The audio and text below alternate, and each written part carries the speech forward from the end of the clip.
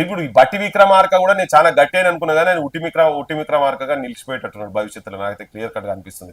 ఆ యూనివర్సిటీకి వెళ్ళి వచ్చి ఆ శ్రీధర్ బాబు ఈయన ఇద్దరు కనీసం ఉండాలి. ఇప్పుడు నువ్వు అంటున్నావు వేరేది ఎందుకు, నువ్వు ఇదే ల్యాండ్ ఎక్స్టెన్షన్ నేను ఒకటే ప్రశ్న ఏంటంటే 2300 ఎకరాలు ఎక్కడ ఉన్న చూపి ఇది మిగతా తీసుకో.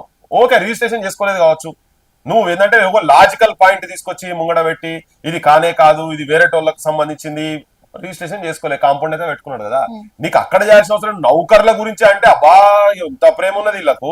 రోడ్ల మీద విద్యార్థులు మొత్తము మాకు పోస్టులు పెంచండి అని చెప్పి జరిగే నియామకాలన్నా ప్రాపర్ గా చేయమని చెప్పి రోడ్ల మీదకి వచ్చి కొట్లాడుతుంటే నిర్దాక్షిణ్యంగా వాళ్ళని జైలు వేస్తున్నారు, పిల్లలు ఆత్మహత్యలు చేసుకుంటారు, షిగలు పట్టుకుంటారు.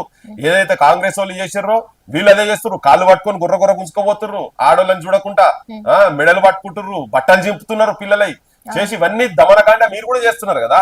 వీళ్ళకు ఇక్కడ లేని ప్రేమలు వీళ్ళకు చేసుకోపో, ఆడ ఫ్యూచర్ సిటీలో పెట్టుకో, ఆడ 400 కాకపోతే ఇంకో 400 ఎకరాలలో ఇంకేంది బంగాళాలు కడతావు కట్టుకో, అక్కడ చేసుకుని అక్కడ చేయి. ఇక్కడ ఎందుకు వస్తున్నావు అంటే వీళ్ళకు దీంట్లో కిక్ బ్యాక్స్ కూడా ఉంటాయి, పక్కా 100% వీళ్ళ కిక్ బ్యాక్స్ ఉంటాయి.